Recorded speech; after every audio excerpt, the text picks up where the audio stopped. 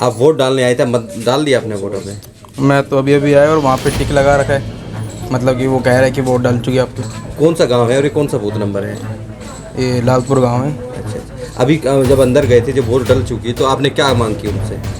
मैंने यही बोला, मैं तो अभी अभी आया था, मतलब मेरे को दिया वो मौका ही नहीं मिला देने का। तो दोपहर के 12 बज चुके हैं, करीब 5 घंटे मतदान को शुरू हो चुके हैं। ऐसे में रेवाड़ी की बात करें तो 23.3 मतदान हो चुका है। धीमी प्रक्रिया से मतदान की जो चल रहा है, क्योंकि जिस तरह से सुबह 0.1 पहले घंटे में महज 0.1% मतदान हो चुका था। अब जैसे जैसे टाइम बढ़ रहा, हालांकि इसकी स्पीड भी बढ़ेगी। ऐसे में हम रेवाड़ी के गांव लालपुर में खड़े बूथ नंबर 77 पर। यहाँ पर लाइन लगी है और आप देख सकते हैं मतदाता बारी बारी से अपने मतदान का मताधिकार का प्रयोग करने अंदर जा रहे हैं। लेकिन जिस तरह से हरियाणा की बात करें, पूरे हरियाणा में जिस गति के साथ मतदान हो रहा है, रेवाड़ी में कहीं ना कहीं उसकी गति धीमी है।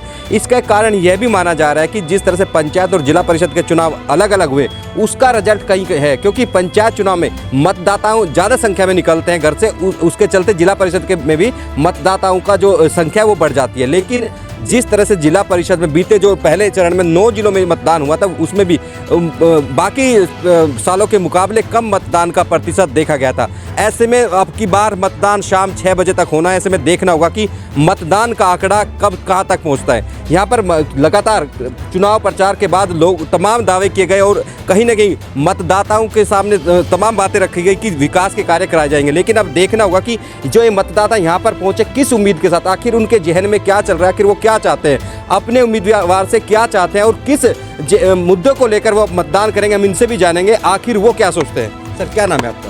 मेरा नाम अनिल कुमार है। अभी आपको मतदान करने क्या जहन में होता है जब आप वोट करने जाते हैं? तो भाई, हमें जहन में ये होता है कि हम अच्छे से अच्छे उम्मीदवार को चुनें जो हमारे गांव का और हमारे ज़िले का विकास करें। और हम यही उम्मीद के साथ अपना उम्मीदवार चुनते हैं कि हमारे गांव का, जैसे हमारे गांव में हॉस्पिटल नहीं है, बैंक नहीं है और इत्यादि अनेक सुविधाओं का अभाव है, तो हम ये चाहते हैं कि हमारे गांव में जो भी असुविधाएँ हैं वो सारी सुविधाएं उपलब्ध कराई जाएं। और हमारी एक पंचायत भूमि 8 किले पे ज़मीन का कब्जा हुआ है, उसका छुड़ाया जाए पंडित जी से।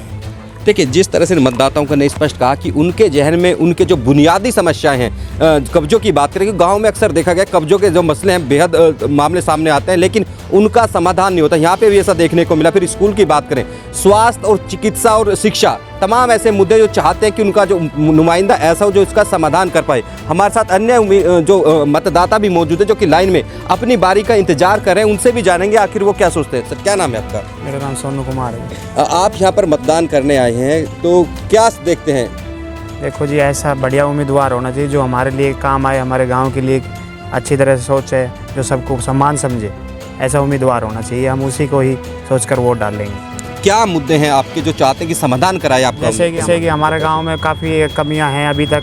जैसे पंचायत में भी काफ़ी कमियां थी, उनका जैसे आपस में मतभेद है वो भेदभाव मिटाया जाए। ऐसी काफ़ी सुविधाएं हैं जो हमें नहीं मिल पा रही, उनका भी सॉल्यूशन हो। गांव में एक ऐसा जो काम जो आप चाहते हैं कि आपका उम्मीदवार नुमाइंदा देखो, ऐसा है कि गांव में सभी सुविधाएं नहीं हैं हमारे यहाँ पर उपलब्ध।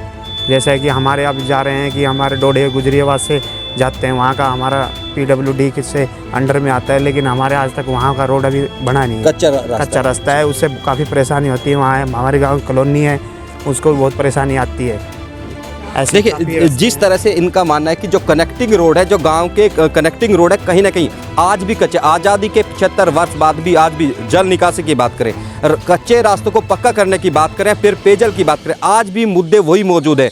आखिर सोचने वाली बात यह कि आज़ादी के 75 साल बाद भी हम कितना विकास कार्य करा पाए हैं। दावे तमाम होते हैं कि विकास कार्य कराए जाएंगे। आप तस्वीरों में देख सकते हैं महिलाएं भी आज किसी भी कड़ी में पीछे नहीं है और अपना मताधिकार का प्रयोग करने के लिए पहुंच रही हैं। आप देख सकते हैं किस तरह से एक लाइन लगी हुई है महिलाओं की, और कहीं ना कहीं वो भी चाहती है कि जो उनका नुमाइंदा चुनाव में चुनकर आए वो कहीं बेहतर उनकी भलाई के लिए काम करे। ऐसे में देखना होगा कि आखिर वो कितने काम कर पाते हैं, कि दावे तमाम होते हैं। रेवाड़ी की बात करें तो 18 जिला परिषद के लिए 133 उम्मीदवार चुनाव मैदान में, वहीं 7 पंचायत समिति और 143 वार्ड में करीब 761 उम्मीदवार चुनावी मैदान में। से देखना होगा कि जिस तरह से अभी तक दोपहर के 12 बज चुके हैं और 23.3% मतदान हुआ है, शाम तक कितना मतदान होना है।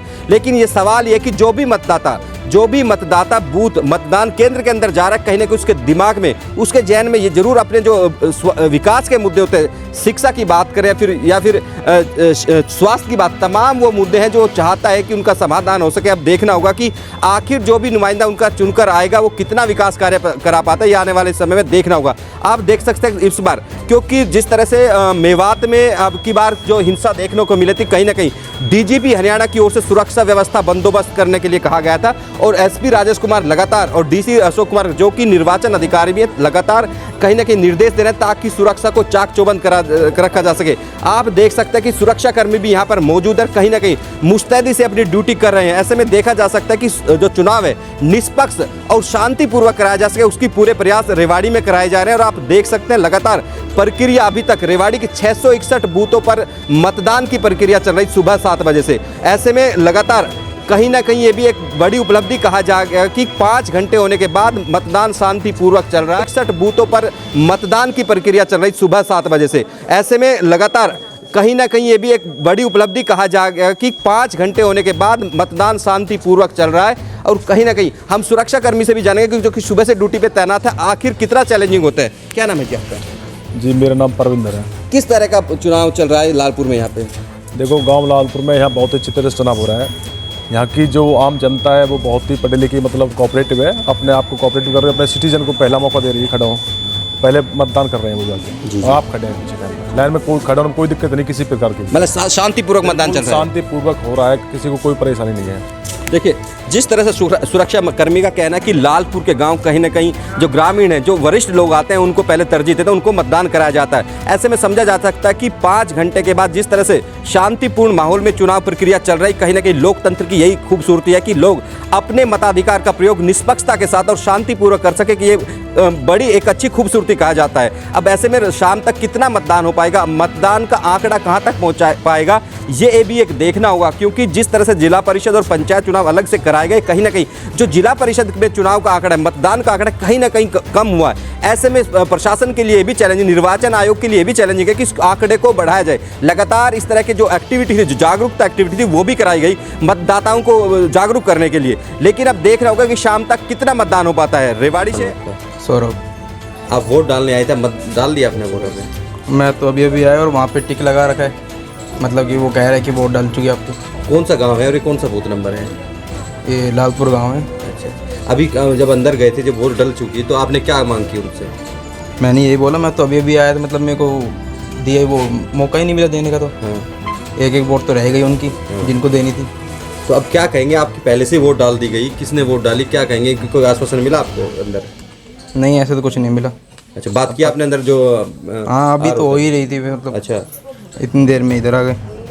तो क्या कहेंगे इस तरह से? वैसे तो पारदर्शी मतदान की बात होती है, लेकिन पहले से ही वोट डालना, कितना लग रहा है कि पारदर्शी से चुनाव हो रहा है?